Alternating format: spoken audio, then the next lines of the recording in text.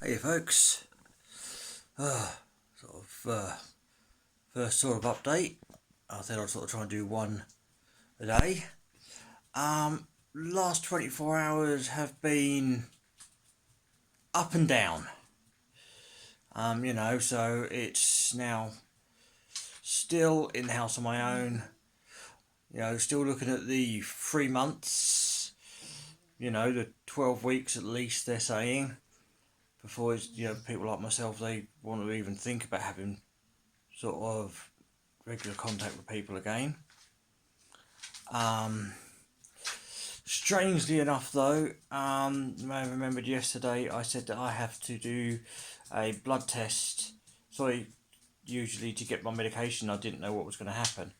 So this morning I rung up the local clinic, which is the only place I can get to get it done.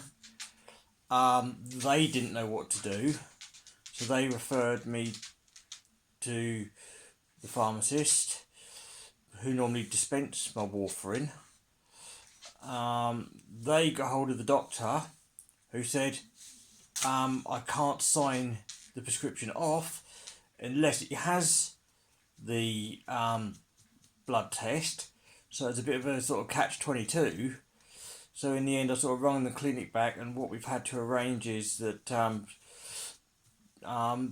they're doing appointments and trying to keep enough space between them so that people can go in, have their blood test, and come out before the next person, so that there's no one waiting around in the waiting room and things like that. So the only person I should have if it goes well, in the morning, the only person I'll actually have any contact with will be the phlebotomist who takes my blood. And then it's going to have to be straight back. It's only about a 10-minute walk up the road, so I'll take that on my own, and then straight back again. Other than that, after making yesterday's video, things were sort of playing on my mind about what it's going to mean to sort of be stuck here in the house on my own for 3 months. And things started to get to me. I have 2 children. Unfortunately, they don't live with me. Now, my son turned 11 a few weeks back, so I was able to see him before the isolation started. But obviously now I'm not going to be able to see him until this is all over.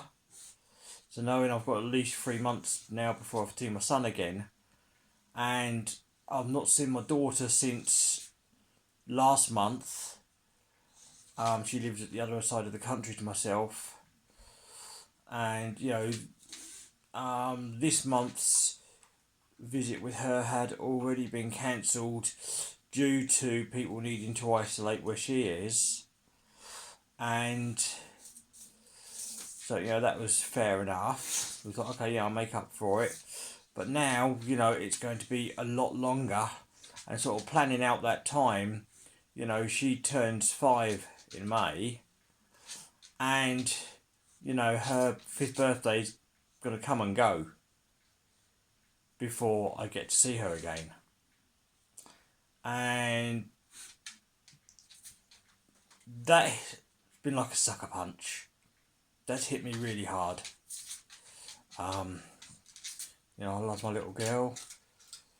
The thought, and knowing how at risk I am, to be placed in this group of, the most vulnerable because of my heart and lung problems. And, and it sort of then occurred to me that, if the worst does happen, then, she's already seen her dad for the last time. It's very frightening and sobering thought.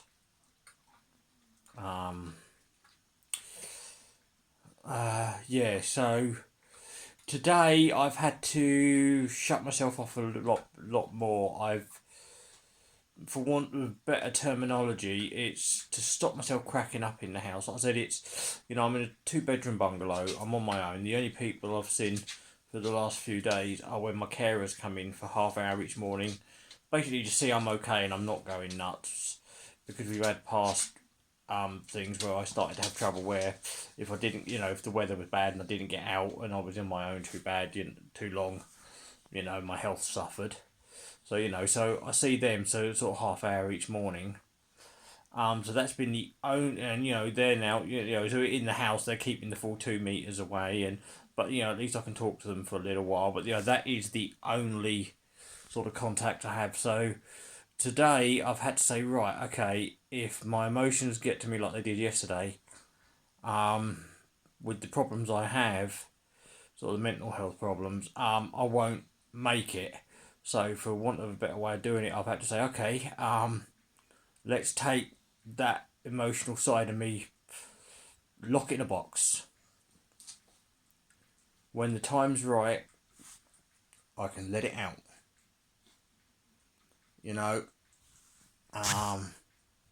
It's yeah, I've just got to concentrate on getting through day to day.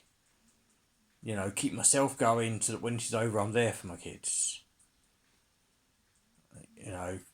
So it's been a tough one. If you're watching this from outside the UK, shortly a while ago,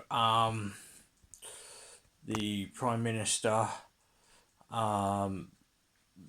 he's been giving like a press conference every day, and I've sort of taken to watch that as one of my sort of part of my daily routine to keep me going. I've sort of built up a series. Each morning I'm like, okay, what are my tasks today? And I work through those tasks. To keep myself occupied, give me things to do. Stop me dwelling on being stuck around like I have done in the past. On my own. And so I was like, okay, what's that? And he sort of said, okay, this is it now. Whole country.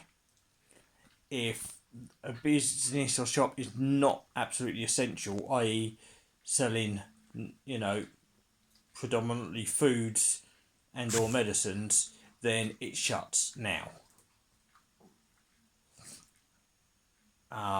Hence, the other that sort of leads on to this. Yes, I know the hair's a mess, but I can't get to a butcher's. Not butchers, bloody barbers. So it shows you how my mind's going already. So I thought, well, it's going to be a sort of good visual as to how this goes, just sort of how wild this is going to go. 3 months. Is it going to get to the bit where I start to say, I'll sod this, and I sort of self-cut it just to stop it getting in my face? I desperately do need a haircut, but I can't get out to a barber's. All the barbers are now shut anyway. No one's allowed to do home visits. It is. Yeah, it's strange. So it's the next few weeks are really going to be finding ways to deal with the mental health side of what this is going to do. And it was quite good to hear that the government say, look, we know this is going to cause new mental health problems for people that might not have had them before, as well as being a huge problem for those that already suffer. And they said, there are provisions being made. So, at least, I'm not normally a Tory fan. I'm not a fan of Boris Johnson.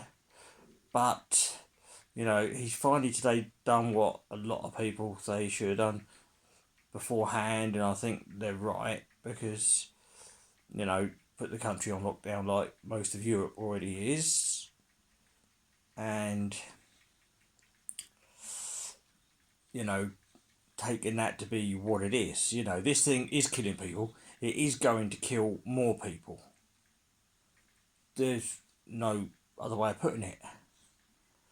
And if it accelerates the way they saying it is, in hot areas, as in, clusters, you know, by the time this is finished, it's going to be pretty much a case of everybody could end up knowing, or at least knowing somebody that knows somebody that has died from this. That's a sobering thought.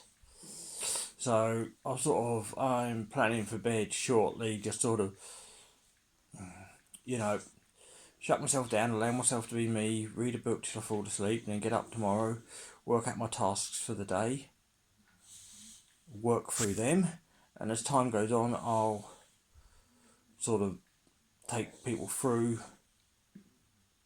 what I'm doing, and so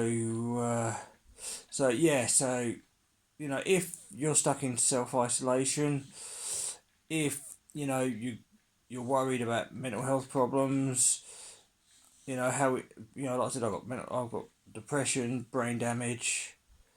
You know, only half my body works properly. It's been like a massive stroke. I mean, look, you can see this hand doesn't look. If you look at my little finger, it just does its own thing, and the rest of the hand isn't great. You know, I can't moan. It's better than they said I'd be. So yeah, so subscribe, follow, whatever it is you do, share it out to people and see if we can build a bit of a community, keep us all together, help each other out.